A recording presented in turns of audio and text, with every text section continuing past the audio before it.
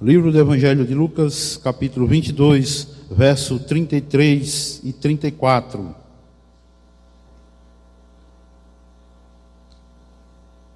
Amém? Verso 33. E ele lhe disse: Senhor, estou pronto a ir contigo, até a prisão e a morte.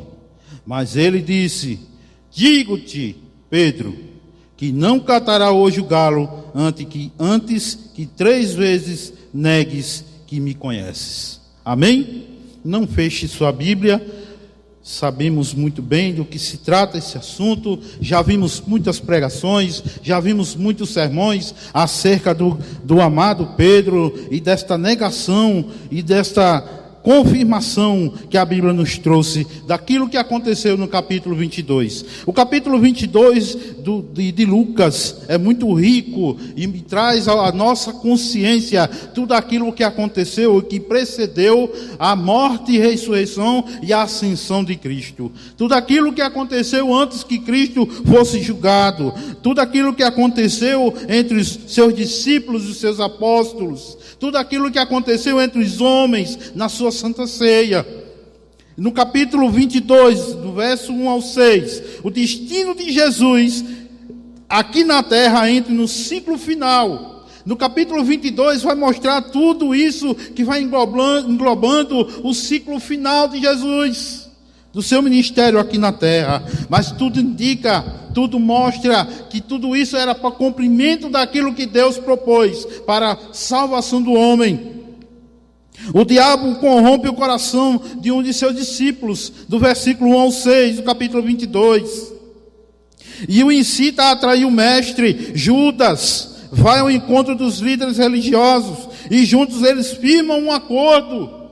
E que acordo esse? Que teria um sinal para mostrar quem era, entre todos aqueles que estavam lá, quem era o Jesus.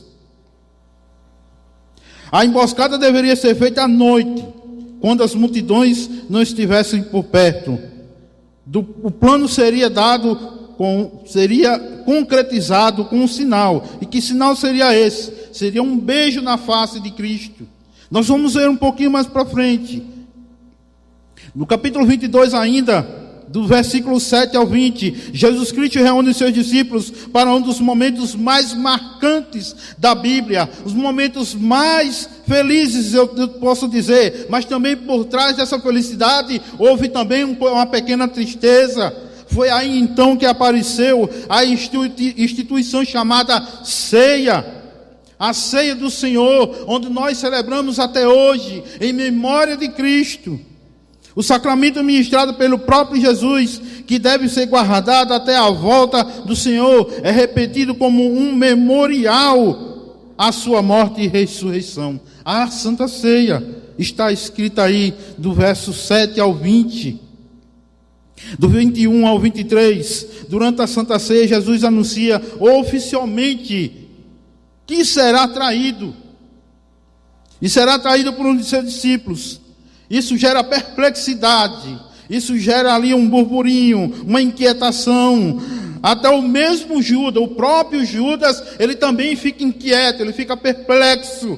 Mesmo ele sabendo e tendo em seu coração essa coisa que ele já manipulava, que ele já tinha combinado com alguns. No entanto, o Senhor Jesus deixa bem claro quais são as consequências de tal atitude. Do verso 24 ao 27, daí em diante iniciou uma discussão entre eles sobre quem era o maior discípulo. Jesus Cristo ouve tudo isso e dá uma lição. Ele ensina que a grandeza não está em ser servido, mas em servir. Em servir no reino de Deus, a honra é de quem serve. No reino de Deus, a honra é de quem serve. Se você é um servidor da casa do Senhor, se você é uma servidora da casa do Senhor, saiba que você tem honra. Jesus Cristo nos ensinou tudo isso. Do verso 28 ao 34, Jesus começa a abrir o coração para os seus discípulos amados, que eles seguiram durante aqueles 3 anos e meio. Ele deixa claro que o esforço que eles fizeram para segui-lo não será perdido da memória de Deus. Tudo aquilo que você faz de coração aberto, com a sua vida entregue a Deus, está na memória de Deus, está gravado nos autos de Deus. Deus lhe dará a recompensa. É esta a lição que Jesus nos dá nessa noite. O que você faz de servidão na casa do Senhor, saiba que está na memória de Deus. Após isso, ele diz que Pedro está prestes a passar por uma grande provação. Este, por sua vez, garante que irá com o Senhor até a morte. Após isso, ele diz que antes que o galo cante 3 vezes, Pedro o negará. E é muito importante que estejamos atentos às palavras do Senhor a nosso respeito. Embora pareça rude, Jesus está apenas preparando os seus discípulos para a realidade. Jesus está nos preparando. Tudo o que nós passamos nos dias de hoje e nos dias anteriores, e aquilo que iremos passar adiante no futuro, pode crer, pode acreditar, Jesus está nos preparando. Jesus está nos preparando para um bom melhor. Jesus está nos preparando para aquilo que vem de bom, aquilo que pode trazer a maior felicidade, a paz eterna, a vida eterna, com Ele nas mansões celestiais. Nós estaremos com Cristo, no futuro estaremos com Cristo, quem sabe até daqui a um segundo, mas estaremos com Cristo. E se a igreja tem essa certeza, diga amém, igreja. Glória a Deus. Do verso 35 ao 38, o cuidado de Jesus Cristo com os seus discípulos é o mesmo que um pai tem por seus filhos. Ele sabia tudo o que lhe aguardava, e para que eles não fossem pegos de surpresa, lhe deu várias advertências. Jesus mostra ao seu povo, muitas vezes quando erramos, que nós temos errado verdadeiramente, que nós temos pecado. Ele mostra quando você se sentir insatisfeito com alguma coisa que você fez, quando você se sentir meio atordoado por alguma coisa que aconteceu em sua vida, saiba que o Espírito Santo de Deus está te avisando que algo de errado está no seu caminho, de algo de pecado está por vir na sua vida, ou já veio. Saiba que quando você tiver esse sentimento, Jesus Cristo está te preparando para que você não peque mais, para que você não erre mais, para que você não caia mais no tropeço. Jesus está te preparando. Ele traz advertências para nossas vidas. A sua palavra, Ele nos adverte. A sua palavra, Ele nos traz lições.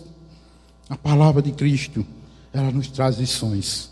Pulando um pouquinho do verso 47 e 48, enquanto Jesus Cristo ainda estava no jardim do Getsemane, Judas Iscariote chega ao lugar. Vários soldados o acompanhavam, mas Judas vai ao encontro de Jesus e o saúda com um beijo. Eis aí o sinal para que Jesus fosse preso.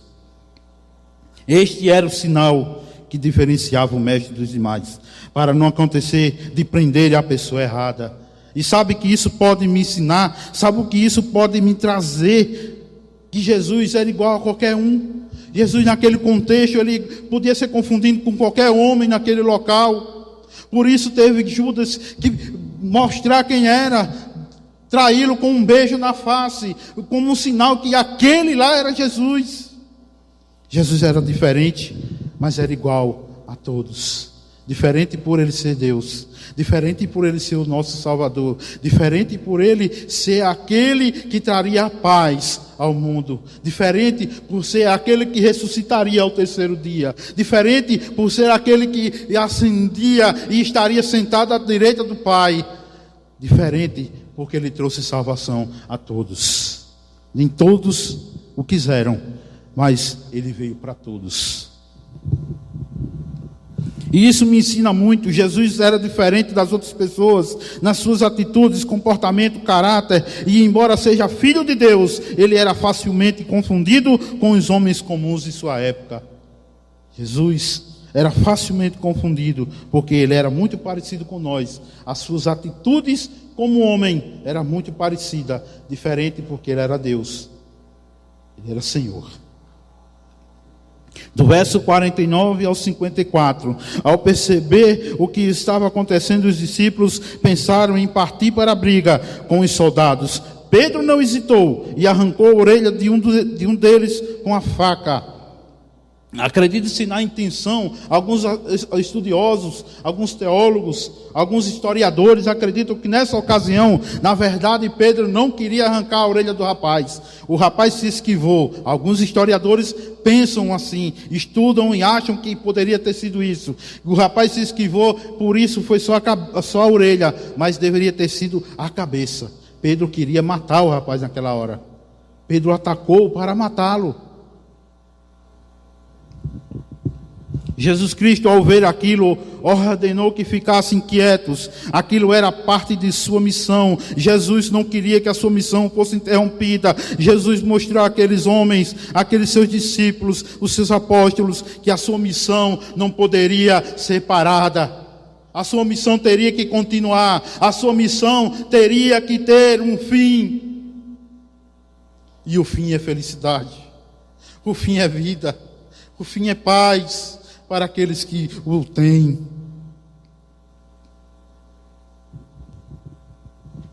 Aquilo era parte de sua missão, e ele aceitava isso. Em seguida impôs as mãos sobre o soldado e restaurou a orelha. Interessante esse ponto. Os homens queriam matar Jesus, queriam prender Jesus, porque ele se dizia o Cristo, se dizia o Messias. Ele afirmava que era. Por isso, diziam que ele blasfemava, dizendo que era o Messias, dizendo que era o Cristo. Por isso queriam prendê-lo, por isso queriam condená-lo. Mas nesse momento, que Pedro profere um ataque contra um soldado, e Jesus vai lá e lhe restaura a orelha, ninguém percebeu que foi um grande milagre naquele momento. Só pensaram em fazer o mal.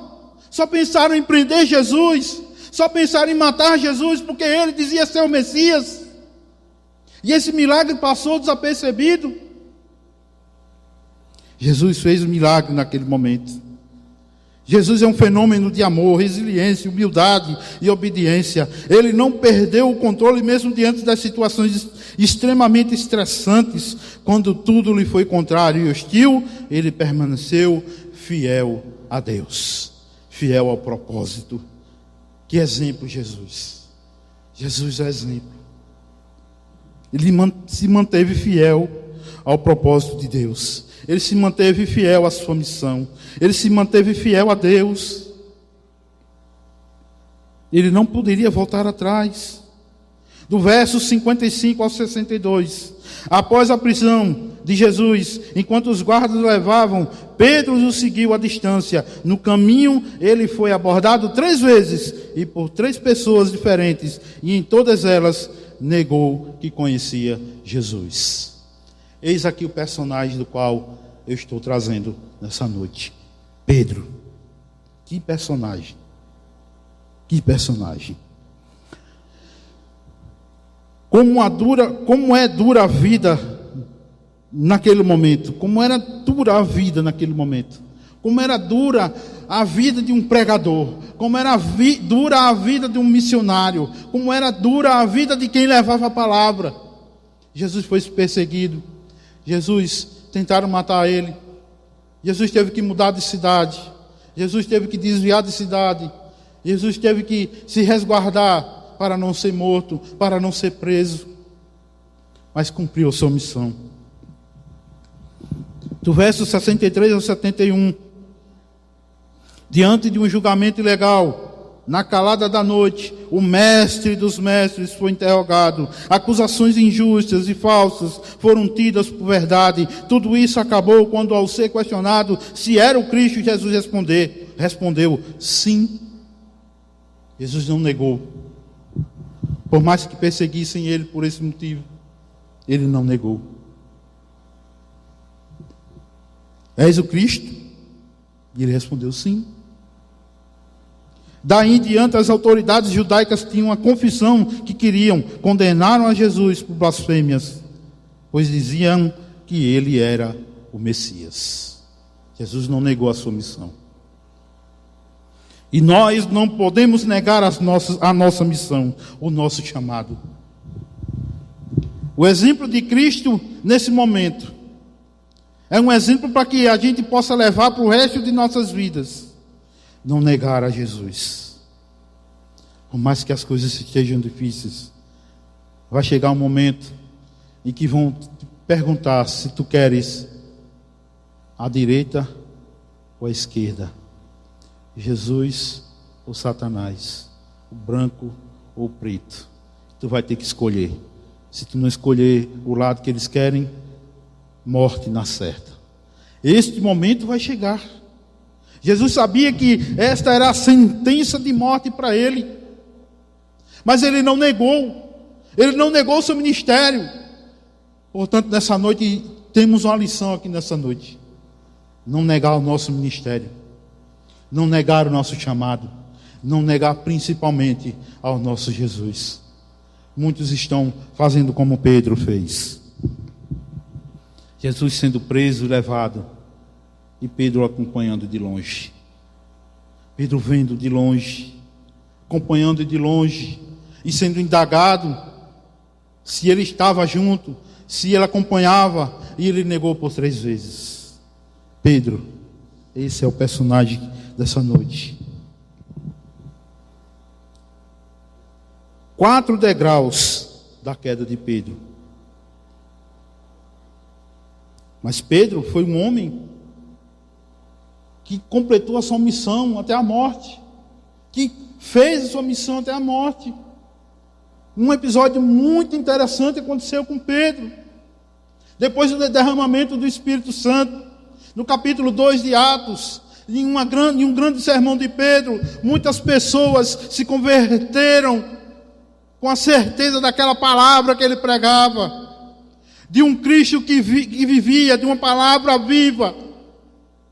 Apesar de Cristo ter morrido na cruz, apesar de Cristo ter ressuscitado, e muita gente não percebeu que Jesus andava no meio do povo depois de ressuscitar. Mas a promessa feita aos seus discípulos, aos seus apóstolos, que eles iriam fazer grandes coisas, e foi feito. Num grande sermão de Pedro, muitas pessoas se converteram com a certeza daquela palavra que ele proferia, da certeza do Cristo que ele pregava, dessa palavra que transforma, dessa palavra que nos traz transformação do homem podre, do homem cheio de pecados, do homem prevaricador, do homem pecador. A palavra vem e transforma o homem, através do Santo Espírito de Deus, através do testemunho de Cristo, da sua morte e ressurreição. Cristo é o centro para as nossas vidas. E Pedro? Antes que Pedro se tornasse um apóstolo cheio do Espírito Santo, um pregador ungido e um líder eficaz, revelou sua fraqueza e chegou ao ponto de negar a Jesus. Pedro caiu, suas lágrimas foram amargas, mas a sua restauração foi completa. A queda de Pedro passou por alguns estágios. A seguir, nós vamos ver esses estágios. 4 estágios. 4 degraus desta queda e ascensão de Pedro. Primeiro, autoconfiança. Lucas 22, 33. Olha o que ele disse. Ele, porém, respondeu: Senhor, estou pronto a ir contigo, tanto para a prisão como para a morte. Olha a autoconfiança de Pedro aí. Quando Jesus alertou Pedro acerca do plano de Satanás de peneirá-lo como trigo, Pedro respondeu que estava pronto a ir com ele, tanto para a prisão como para a morte. Pedro, na verdade, subestimou a ação do inimigo. Pedro subestimou a si mesmo. Ele pôs exagerada confiança no seu próprio eu. E aí começou a sua derrocada. Aí começou a sua derrocada espiritual. Este foi o primeiro degrau da queda de Pedro.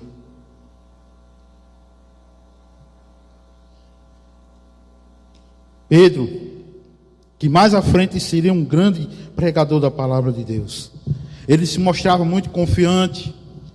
Talvez ele quisesse mostrar aos outros que ele tinha um pouco mais de coragem, um pouco mais de confiança de estar perto de Jesus, de estar ali ao lado com Jesus.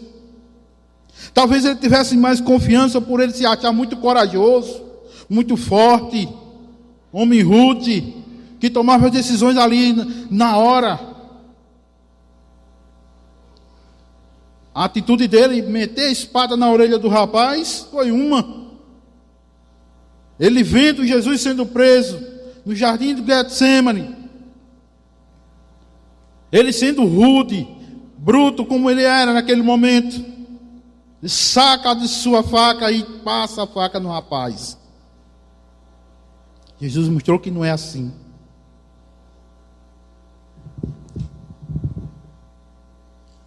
E Pedro, com suas atitudes, ele vai fazendo com que a sua balança comece a balançar para os dois lados. Comece a ficar balançando. Primeiro degrau da queda de Pedro: autoconfiança. Temos que ter confiança na palavra e na promessa de Deus? Sim. Mas temos que ter confiança em nós mesmos? Essa natureza pecaminosa aqui, essa natureza depravada do homem, que por algum motivo tão pequeno pode cair. Temos que ter essa autoconfiança em nós mesmos, que somos fracos. Temos que ter essa confiança em nós mesmos, que somos podres. A nossa confiança tem que estar naquele que traz vida e traz com abundância. Temos que ter confiança naquele que traz promessas e cumpre, porque Ele é o único que pode cumprir as promessas de nossas vidas. Temos que ter confiança naquele que pode dizer na tua cara e dizer: olha, tem um céu preparado para ti, tem vida eterna preparado para ti. Segue os meus preceitos, segue os meus caminhos, e tu verás a luz, a paz, a transformação. Nossa confiança tem que ser depositada nele.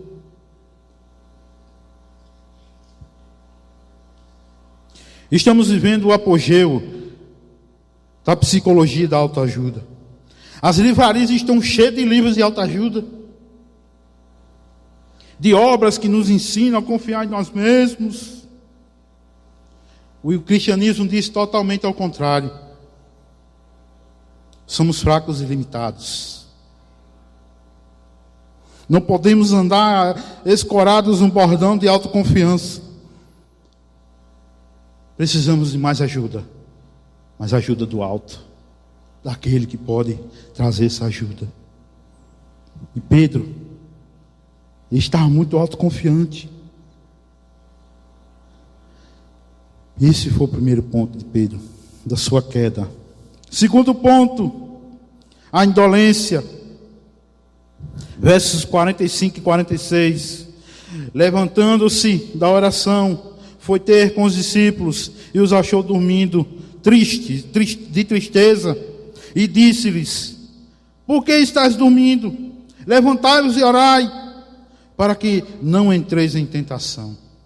Jesus enquanto ele estava lá orando, de repente ele cessa sua oração e vai ao encontro dos discípulos e os encontra dormindo no seu sono da indolência.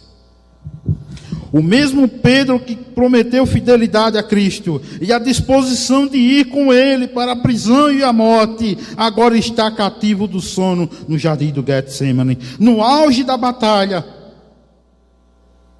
Faltou-lhe a percepção da gravidade do momento, faltou-lhe vigilância espiritual, estava entregue ao sono em vez de guerrear com Cristo contra as hostes do mal. A fraqueza espiritual de Pedro fez-o dormir, e ao dormir fracassou no teste da vigilância espiritual. A todo instante você e eu estamos sendo testados. A todo instante você e eu estamos sendo provados.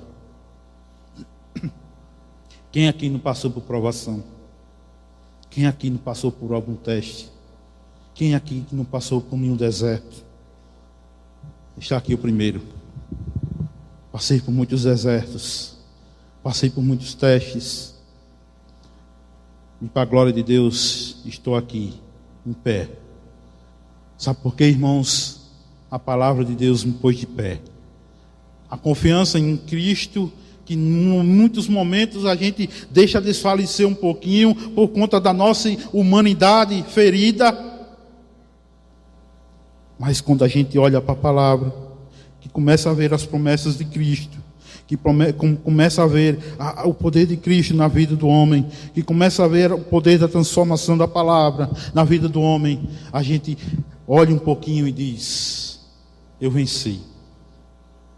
Eu estou aqui porque o meu Deus me colocou aqui. Eu estou em pé porque o meu Deus me sustenta. Eu estou vivo porque Ele me dá vida. Eu ainda estou forte porque Ele me fortalece, tanto espiritualmente como fisicamente.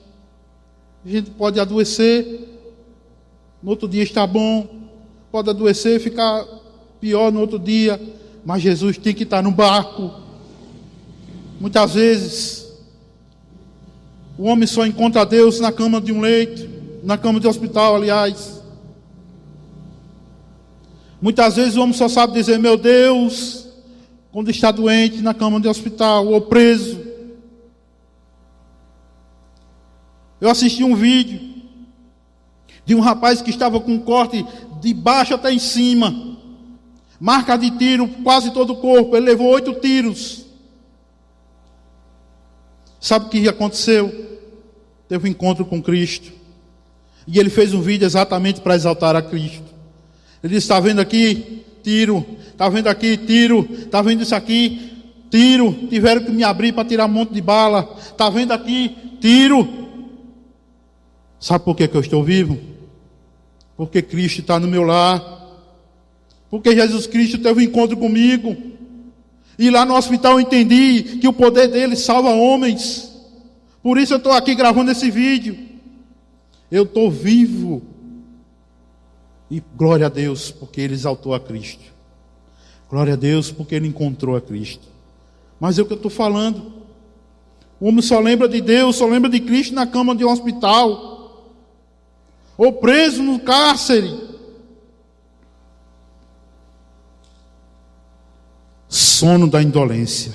Muitos homens estão debaixo desse sono.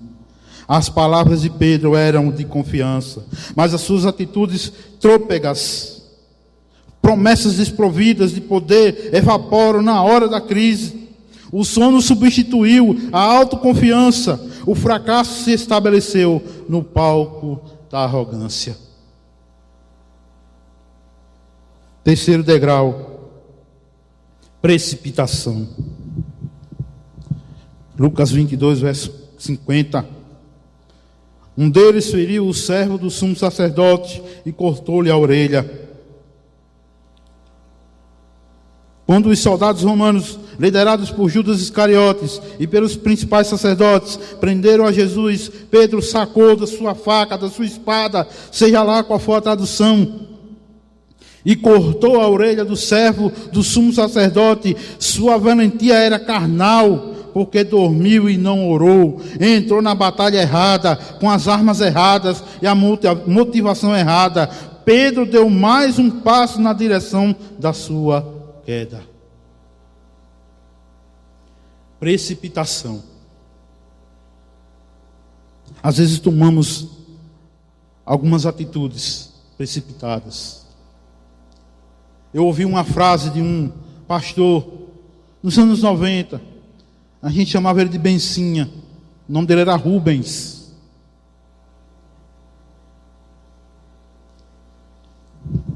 E ele era muito direto em suas palavras. Ele dizia: meu irmão, quando o crente toma a atitude ou a posição errada, com certeza o seu fim é queda. Quando o crente toma a posição de ter uma posição na igreja, ele está tomando a posição errada, ele está tomando a atitude errada, ele está tomando um erro para ele. Porque, meu irmão, aquilo que Deus coloca na minha mão e na tua mão, Ele não tira, Ele vai fazer cumprir. Agora, eu forçar a barra é diferente. Eu ser precipitado e tomar atitudes que não relevam minha espiritualidade, a tomar atitudes que eu estou atravessando a Deus, atravessando o cumprimento da promessa de Deus. Eu sou um crente fraco, sem estar firmado na palavra, sem estar firmado no Cristo, na promessa que Ele fez. Eu sou um crente de precipitação, de atitudes erradas. Em outras palavras, crente sem firmação, sem afirmação na palavra. Crente que acha que quando toma suas atitudes é ele que está certo. Crente que não tem paciência de esperar aquilo que Deus quer para ele. Crente precipitado, atravessa os carros na frente do boi. Jesus disse: olha, a minha promessa é até ali, mas Ele quer ir adiante. Não se precipite, não faça como Pedro. A situação estava controlada, apesar de que estavam prendendo Jesus, mas a situação estava controlada. Ali era a missão dele, que estava se cumprindo. Precisamos entrar nessa guerra com os olhos no céu e os joelhos no chão. Precisamos despojar-nos da autoconfiança para recebermos o socorro que vem do alto. Sempre do alto. Temos que olhar para o alto, irmãos. Precisamos entrar nessa guerra com os olhos no céu, joelhos no chão. Quando a gente entra na guerra com as nossas armas e não com as de Cristo, a tendência de perdermos a guerra é grande, muito grande. Esse foi o terceiro degrau da queda de Pedro. Quarto e último degrau. Pedro seguia Jesus de longe. Lucas 22, verso 54. Então, prendendo-o, levaram e o introduziram na casa do sumo sacerdote. Pedro seguia de longe. Depois que Cristo foi levado para a casa do sumo sacerdote, Pedro mergulhou nas sombras da noite e seguia Jesus de longe. Sua coragem desvaneceu, sua valentia tornou-se covardia, seu compromisso de ir com Jesus para a prisão e a morte foi quebrado, sua fidelidade incondicional ao Filho de Deus começou a enfraquecer. Não queria perder Jesus de vista, mas também não estava disposto a assumir os riscos de sua ligação com Ele. Ainda hoje há muitos crentes seguindo a Jesus de longe. E é verdade. Quantos crentes não estão em casa com a desculpa de: estou assistindo as lives, estou assistindo as lives em casa, os cultos pelas lives. Ou, meu irmão, estou sem condição de ir para a igreja, minha cabeça não está boa. Abençoado, vai orar, vai olhar para o céu, vai buscar a Jesus, Ele vai trazer uma solução. Comece a ter confiança nos céus, comece a ter confiança na sua oração a Cristo. Se você não tem confiança na sua oração para Cristo, você não confia em Cristo. Quero dizer uma coisa a você, que quando você coloca os seus joelhos no chão, que você começa a conversar com o Pai, as suas lágrimas começam a descer. Cristo já está te vendo há muito tempo. Cristo já sabe há muito tempo. Ele quer te ajudar. Ele quer te fazer crescer. Ele não quer deixar você cair. Ele não quer deixar você dormir o sono da indolência. Ele não quer que você se precipite. Ele não quer que você tenha autoconfiança em você mesmo. Ele não quer. Ele quer que você cresça ainda mais. Não siga Jesus de longe. E eu também estou falando de longe, é você estar em casa e a igreja fazendo o culto e você está lá de longe, adorando a Jesus. Não é isso só. Muitas vezes o crente está dentro da igreja e está longe de Cristo. Não, eu sou crente, estou com a Bíblia debaixo do braço, eu escuto as pregações, eu louvo junto com os irmãos, mas o seu coração está longe. Você ainda não se arrependeu dos seus pecados. O seu coração ainda está cheio de amargura.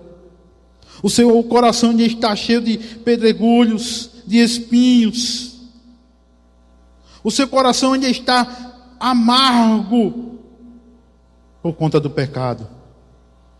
Se liberte do pecado. Se liberte com Jesus. Procure a Jesus. Ame a Jesus. Fique perto de Jesus. Louve a Ele. Ore a Ele. Não faça como Pedro. Ficou de longe à espreita, acompanhando de longe. E quando era indagado, negou por 3 vezes. Não negue a Cristo. Negue a si mesmo. Não negue a Cristo, negue o pecado que há em você. Não negue a Cristo, negue as suas atitudes. Não negue a Cristo, negue a sua ignorância. Não negue a Cristo. Fique com Cristo. Siga a Cristo. Caminhe com Cristo. Ele é a solução para a tua vida. Ainda hoje há muitos crentes seguindo Jesus de longe, ainda guardam um certo temor de Deus, mas ao mesmo tempo anestesiam a consciência vivendo em práticas erradas. Dizem-se seguidores de Cristo, mas seus pés estão fincados nas sendas sinuosas, que desviam do caminho da verdade. Dizem amar a Deus, mas as suas atitudes e obras provam o contrário. Estão na igreja, mas ao mesmo tempo estão no mundo. Frequentam os cultos, mas o coração está longe do Senhor. Pedro, nessa sua atitude, estava nessa condição. Estava nessa condição. Frequentava, estava perto, ia à igreja. Mas naquele momento, o momento mais difícil de Cristo, Pedro estava longe, acompanhando de longe. Muitos crentes estão nessa condição hoje. Frequentam os cultos, mas os corações estão longe do Deus Todo-Poderoso. Eu queria concluir dizendo o seguinte: ao olharmos para a vida de Pedro, estamos diante do espelho. Muitas vezes somos como Pedro, mostramos autoconfiança, não oramos, somos precipitados e seguimos Jesus de longe. Todavia, não podemos perder o foco. O Eterno não desiste de nós, assim como não desistiu de Pedro. Como diz o lindo cântico, eu quero voltar ao primeiro amor. Que seja assim para a glória dele. Amém? Que seja assim para a glória do Senhor. Amém? Amém. Que tudo seja para a glória de Deus. Que você possa ter percalço na sua vida. Que você possa tomar muitas vezes atitudes erradas, mas reconheça o seu pecado. Se arrependa dele. Muitas vezes você tem autoconfiança, você confia mais em você do que nas orações que você faz para Deus, que você faz para Jesus. Muda, irmão. Muda. Se tu não consegue mudar por ti mesmo, pede a Jesus que Ele faz você mudar. Ele te transforma. Como é que está a tua vida hoje com Cristo? Faz uma autoanálise. Como é que está a tua vida com Cristo hoje? Há arrependimento no teu coração? Há mudança de atitudes na tua vida? Se não há, não seja um Pedro da vida naquele momento. Não seja um Pedro acompanhando Cristo de longe. Venha para perto de Jesus. Amém? E eu agradeço essa rica oportunidade, em nome de Cristo Jesus, que possamos ter olhado para dentro de nós e ter visto os erros e voltarmos para Jesus nessa noite. Encher os nossos corações de Jesus. Amém? Mais uma vez agradeço a rica oportunidade.